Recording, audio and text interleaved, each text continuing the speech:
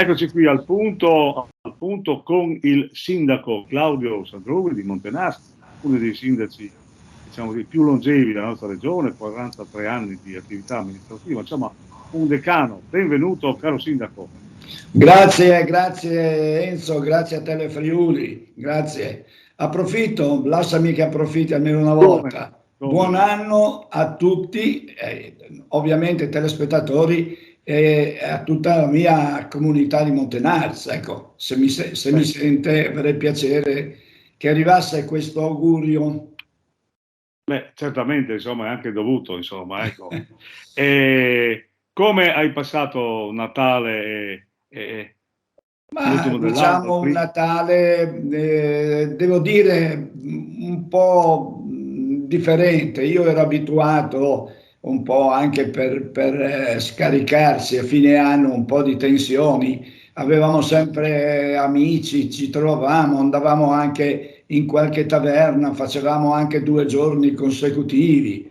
Sì. Diciamo che da qualche anno questo non succede, ma non succede, un po' la pandemia non ci ha fatti in questi 2 anni ritrovare, e adesso è difficile ritrovarsi. Penso che un po' di cambiamento il Covid ce l'abbia dato, e quindi comunque con i figli, telefonate, messaggi, sono alzato.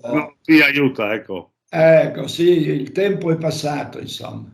Ecco, caro Claudio, che anno è stato il 22 per la questione amministrativa, insomma, no? In generale lo sappiamo, è stato difficoltoso. Ecco, io passo ogni tanto per il sindaco che è solo capace di piangere. Io non piango, ma ho segnalato da tanto tempo le difficoltà dei piccoli comuni. Montenars è un piccolo comune e mi sono trovato da più di 2 anni io ho 4 dipendenti amministrativi, è da 4 anni che 2 sono andati in quiescenza. Anche qui la legge, uno devi aspettare che vada in quiescenza per preparare il sostituto, ma chi lo prepara se poi io ho persone che sono nel loro settore, sono da sole, vanno via e diventa il dramma. Comunque da 2 anni devo sostituire 2 amministrativi. A tutt'oggi non li ho ancora sostituiti. Perché? Perché a Montenars, forse succede anche in altri piccoli comuni, non è appetibile.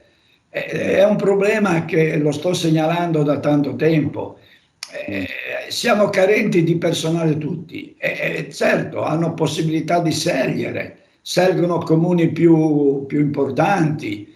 Ecco, quindi noi rischiamo sempre di avere, magari solo come mi è successo, 1 settimana e poi chiedono la mobilità in altre parti. Ecco, questo sì, ovviamente ci comporta un dramma. Io quest'anno, ecco, mi chiedi del 2022, la pandemia all'inizio anno era ancora pericolosa, dovevamo stare attenti.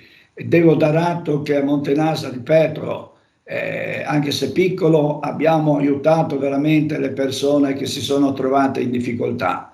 Ecco, io la squadra di protezione civile devo ringraziare sempre.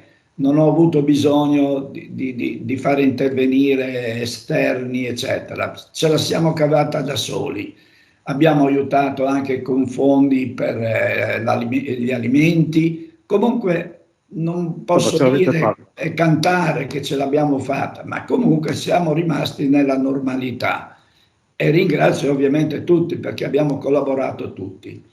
Poi per quanto riguarda l'anno amministrativo con queste difficoltà, quindi mancando il personale, è inutile che vi dica, il segretario Cialoscavalco non lo vedo mai, mi viene in giunta, mi viene in consiglio, cioè sono problemi che tutti conoscono, ma io è inutile che mi dicano hai ragione. Con la ragione io domani mattina devo essere in comune, non mi aiuta, la ragione non mi aiuta.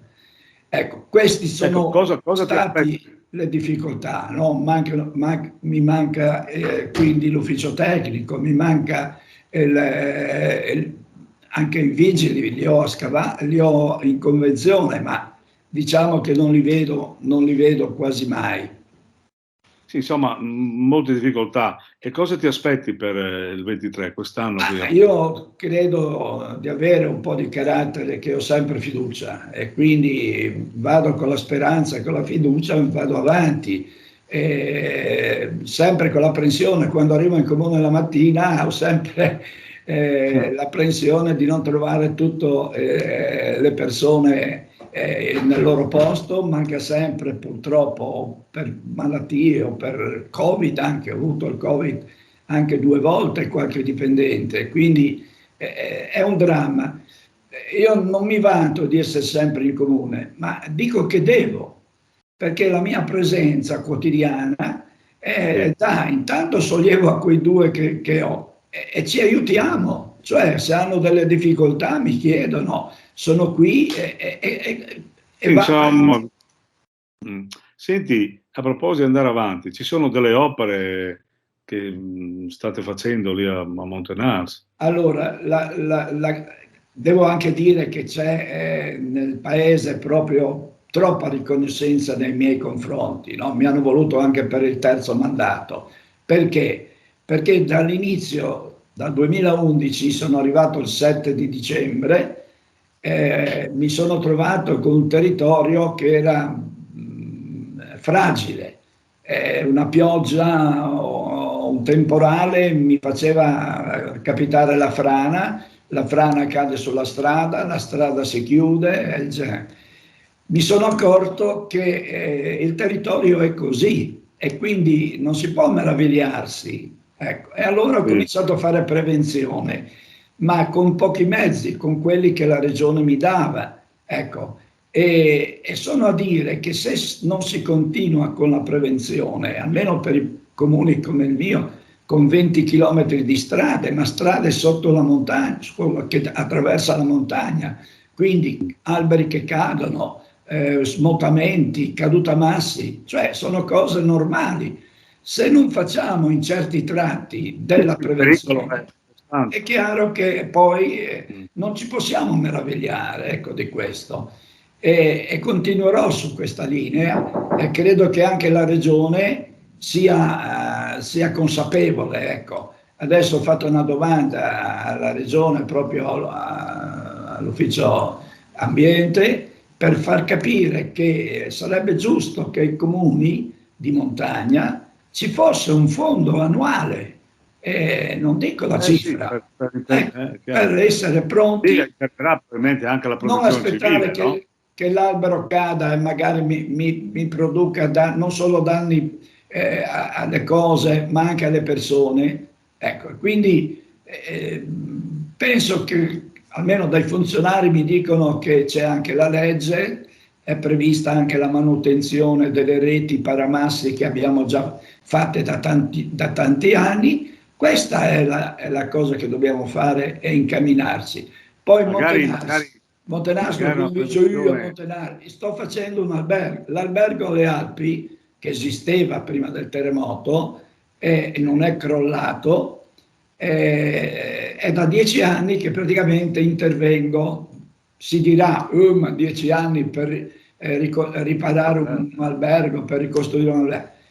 Purtroppo i fondi che la regione mi dava annualmente erano 200.000, 100.000, e quindi è chiaro che il costo si raddoppia, perché negli anni i prezzi anche aumentano. Devo dire che quest'anno ho quasi 1 milione di euro e dovrei finirlo. Finirlo Finalmente. significa poterlo quindi aprire. È un servizio sociale, secondo me, almeno per il vano bar. No, tra l'altro una microeconomia che riprende, ecco, insomma. Certo, e poi la piccola economia che riprende mi abbinerà qualcos'altro, perché qui abbiamo chiuso 4 bar. È chiaro perché? Perché non c'è niente. Allora, forse con il movimento, c'è un passaggio adesso di biciclette bellissimo, perché fanno l'anello di Stella, Tarcento, è interessante. Tutti i sentieri che abbiamo, che a dire la verità anche lì li teniamo in sicurezza, li puliamo ogni anno, perché vediamo che le famiglie passano il fine settimana con i figli a fare le camminate. Però poi quando rientrano passando per Montanaro mi dicono: ma è un panino, dove lo mangiamo? Ed è un problema, Ecco, quindi dobbiamo andare su quella linea lì.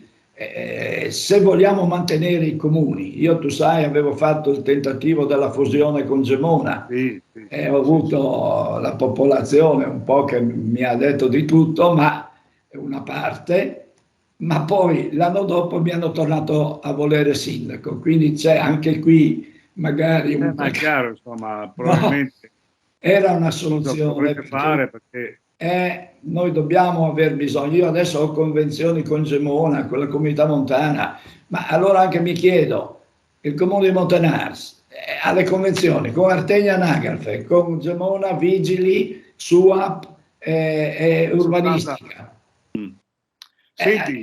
Senti, per l'Epifania cosa fate? Allora, noi non abbiamo, se non il Pignarul, che lo facciamo sempre sotto la piana del castello. Questa è una bella cosa. Ecco, partecipiamo praticamente a Gemona, alla messa del Tallero, che è ovviamente mandamentale, se non anche a più largo raggio, perché vedo molti sindaci che partecipano, la regione, ecco. Diciamo che la festa più importante, epifanica, è la messa del Tallero. Ecco, Montenars, oltre a fare la messa normale, è chiaro, ma lì, insomma, no? non abbiamo altre manifestazioni. Bene, allora, caro sindaco, in chiusura di questa bellissima chiacchierata, magari un saluto a tutti quanti, che ci dice che l'Epifania è tutte le feste porta via e poi si ricomincia. Esatto, quindi fino a venerdì siamo tutti tranquilli che siamo in festa, no? E con poi il sabato o lunedì dovremo veramente tornare a rimboccarci le mani.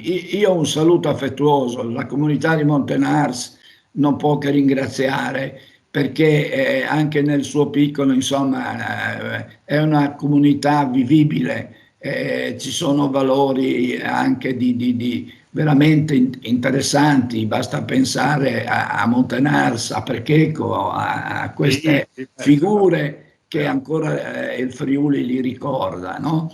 Ecco, quindi io personalmente, ma a nome di tutta l'amministrazione comunale, della mia giunta, di tutti i miei consiglieri, un affetto grande, quindi un augurio a tutta la popolazione, ma non solo.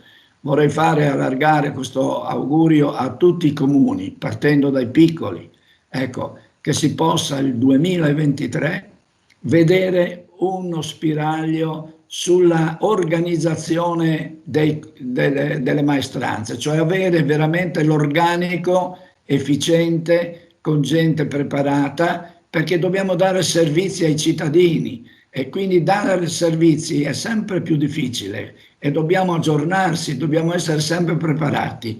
Invece siamo sempre a rincorrere. E la rincorsa è una cosa che non va bene, ecco, bisogna essere sempre pronti.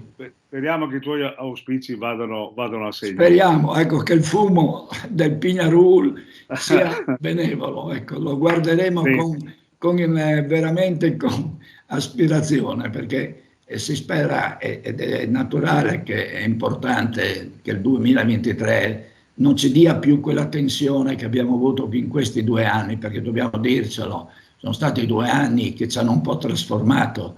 Ecco, tornare alla normalità sarebbe corretto e giusto.